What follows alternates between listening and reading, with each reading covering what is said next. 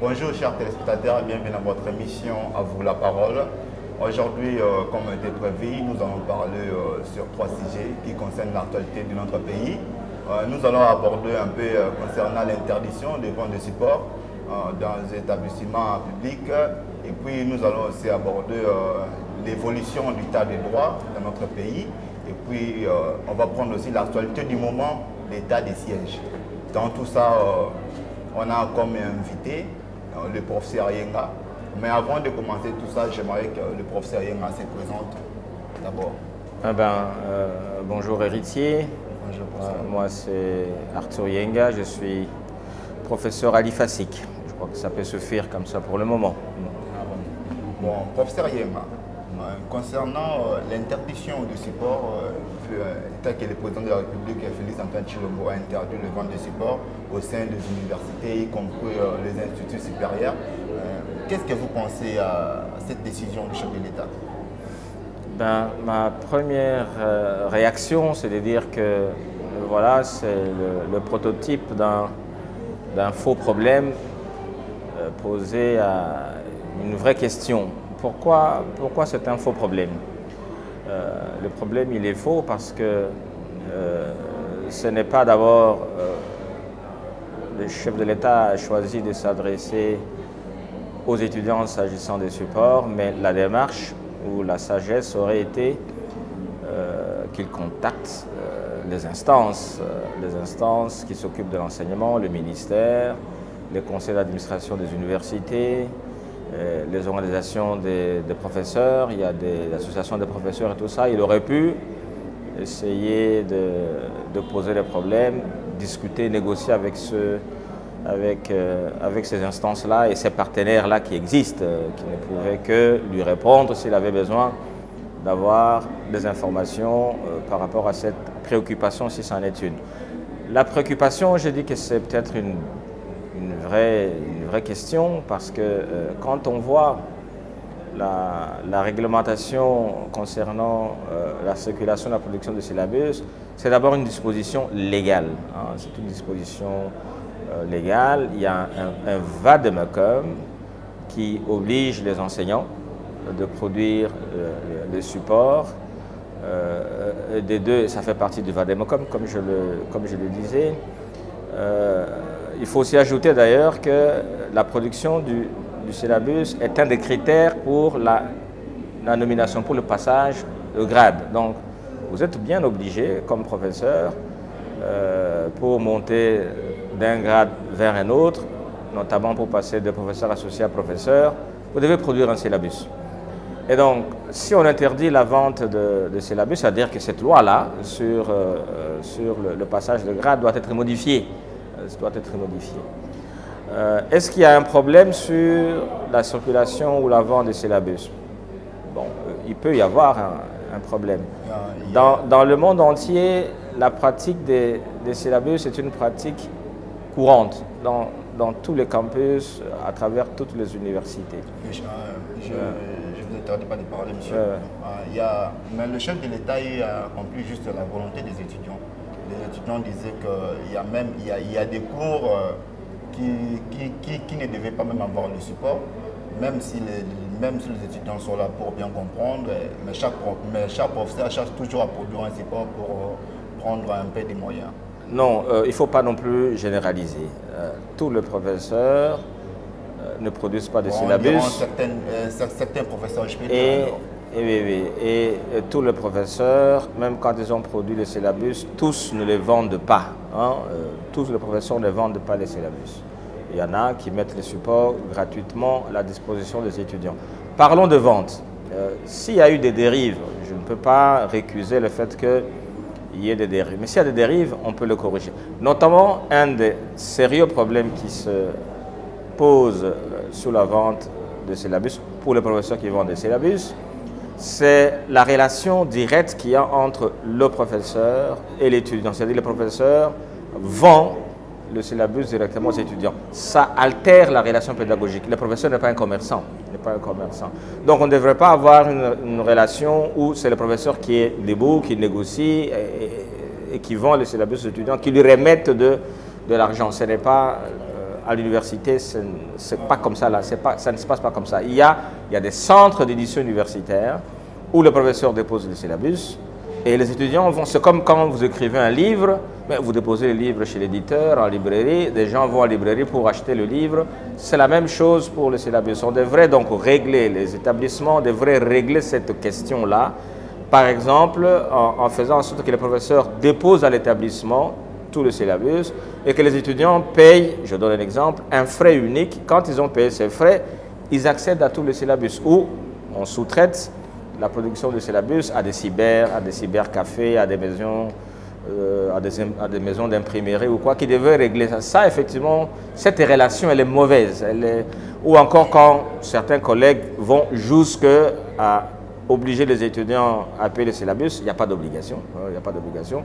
Et surtout quand on conditionne la vente du syllabus à la réussite en fin d'année, dire que celui qui n'a pas acheté le syllabus va échouer ou quoi. Ce type de dérive pourrait exister, mais ce n'est pas de dire globalement on interdit la vente du syllabus parce que ce n'est pas la même chose. Alors, une des raisons, par exemple, qui plaide pour que les professeurs disponibilisent le syllabus, c'est qu'aujourd'hui, les niveaux d'écriture des étudiants est tel que sans syllabus, vous ne savez même pas ce qu'ils sont en train de noter. Vous ne savez même pas. Ils écrivent de manière très, très infirme. Donc, l'écriture des étudiants est tellement mauvaise que peut-être grâce au syllabus, au moins, ils sont en contact avec l'orthographe, avec les mots. Donc ça, c'est quand même une réalité. Donc le syllabus permet quand même aux étudiants de voir encore comment on écrit des phrases, comment certains concepts sont écrits. Sans le syllabus, les étudiants écrivent n'importe quoi. Ils écrivent n'importe quoi. On revient là où tu as dit, ce n'est pas une obligation d'acheter les supports, mais selon les étudiants, il y a certains professeurs, lorsque tu n'achètes pas son support, tu vas pas voir tes codes. Donc on trouve ça, il y a des cases vides, il y a des marques de codes. Ça, effectivement, c'est des choses à déplorer qu'on peut réglementer. Je ne conteste pas que cela peut exister. Mais ce n'est pas pour ça qu'on devrait régler ces questions de gestion et de vente. Ça peut se régler. Si je comprends bien, les chefs de l'État devaient d'abord consulter les professeurs. Ils devaient consulter les professeurs, oui, c'est tout. Prendre telle décision. Et puis finalement, la solution proposée de dire qu'il faut le Wi-Fi, il n'y a pas de rapport entre le Wi-Fi et les syllabus, il n'y a pas de rapport. Encore que, si jamais il y a le téléenseignement, si on permet aux étudiants d'accéder notamment à la documentation sur Internet, à des grandes bibliothèques numériques qui existent, ou encore de suivre les enseignements à distance par les téléenseignements, là où ça se passe, il faut encore équiper les établissements des moyens technologiques pour que cela soit possible. Équiper les établissements, mais il faut que les étudiants aussi soient équipés.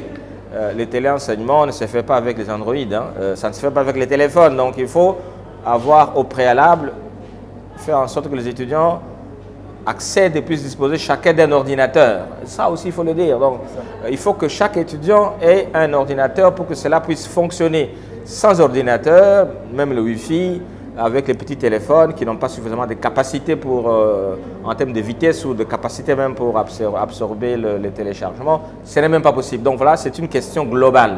C'est une question globale.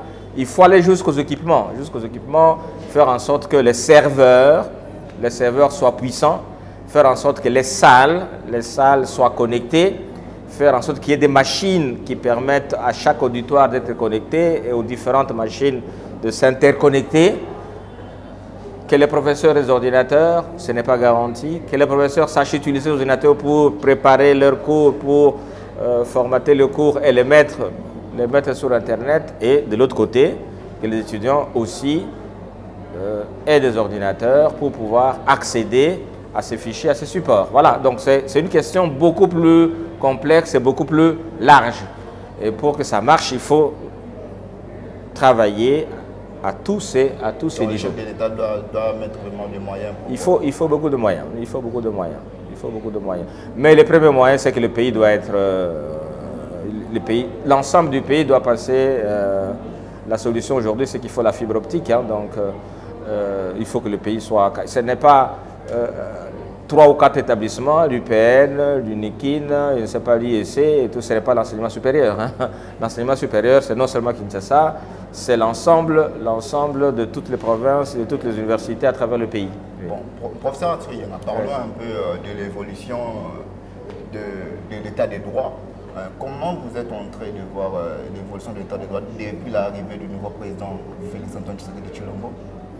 Ben, je crois que on peut noter quelques évolutions positives. Il y a quand même, au début, on disait qu'il ne faut pas remuer les passés et tout ça, mais je crois qu'un pays sans justice, un thème de dossier, il y a des affaires qui commencent à être poursuivies, en tout cas par les procureurs.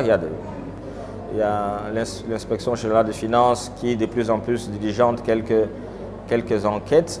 C'est un signal fort, mais ça ne suffit pas. L'état des droits, ce n'est pas quelques affaires qu'on commence à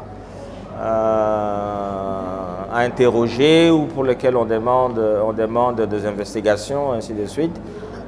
Mais l'état des droits, c'est l'ensemble du système judiciaire. Il y a des arrestations par-là. Et il faut aussi éviter de donner l'impression que voilà, qu'il y a des règlements de comptes au niveau politique. Il ne faut pas que la justice donne l'impression que c'est une justice qui est instrumentalisée par le pouvoir politique, parce que l'état des droits, c'est les droits dans toute son entièreté.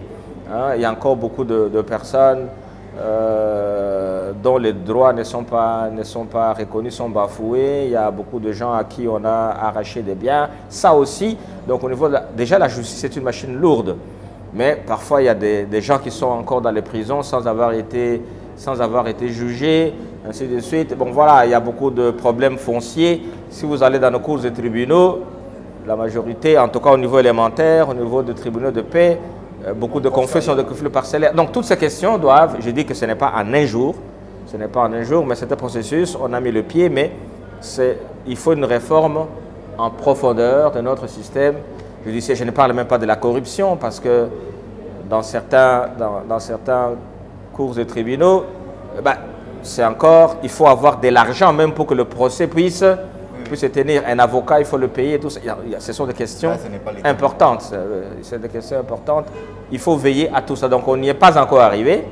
Il y a des efforts à faire, mais il faut surtout une réforme en profondeur de notre système judiciaire. Concernant l'état de droit, professeur Yenga, aujourd'hui on voit toujours des arrestations, surtout plus aux côtés du FCC, donc on ne sait pas.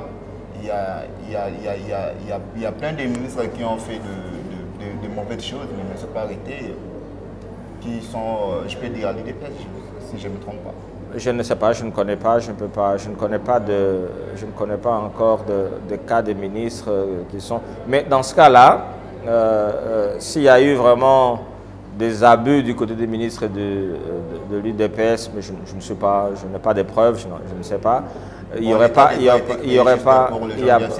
Non, je ne crois pas, je ne peux pas affirmer ça. S'il y a des cas qui sont documentés, que les personnes qui ont des preuves, que tel ministre, s'il avait été dans la cohabitation là, parce que nous venons d'une cohabitation, s'il y a des ministres de l'UDPS qui sont coupables avec des preuves, que les gens qui ont ces preuves les apportent en justice. C'est tout ce que je peux dire. Parce que je ne peux pas, comme ça, de manière un peu légère, assumer ce type d'accusation. Bon, professeur, nous allons un peu chuter. On va chuter avec l'état des sièges, l'actualité du moment. Et selon des sources proches, on a vu l'ONU aussi est en train de soutenir l'état des sièges annoncé par le chef de l'État. Qu'est-ce que vous pensez? Parce que l'ONU était déjà là, et il y avait des massacres toujours à Béni. Et puis quand le chef de l'État a proclamé l'état des sièges, on a vu encore l'ONU venir soutenir l'idée du chef de l'État.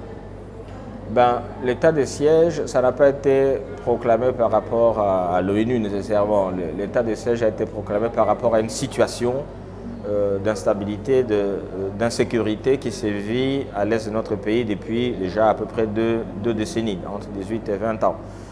Et on ne peut pas, en tout cas, on ne peut pas laisser, et ça a été une des priorités du chef de l'État quand il est arrivé au pouvoir. Il a fait des déclarations, et en même temps, il faut, au-delà de ces déclarations, il faut quand même faire en sorte que la paix règne à l'est du pays. Et l'état de siège est une des mesures constitutionnelles qui est reconnue au chef de l'État.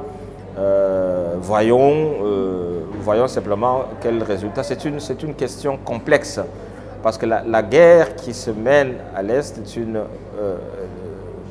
guerre, comme on dit, c'est un conflit asymétrique, c'est-à-dire face au terrorisme, la riposte n'est pas la riposte d'une guerre classique entre deux armées qui sont en train de s'affronter. Donc il faut aussi au niveau de la riposte, il faut trouver des stratégies. Il faut trouver des stratégies qui permettent à ce qu'on puisse éradiquer la menace.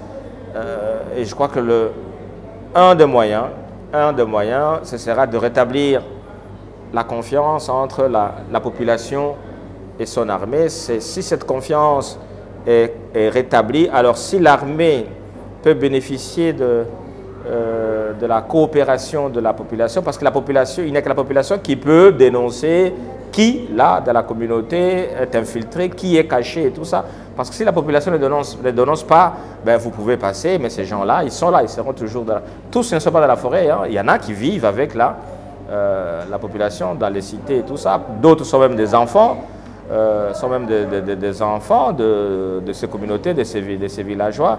Il faut que la population prenne conscience qu'il faut les dénoncer. Il faut les dénoncer. Et l'armée doit aussi changer son attitude. Il faut qu'elle adopte une attitude de proximité pour qu'elle se sente qu'elle soit...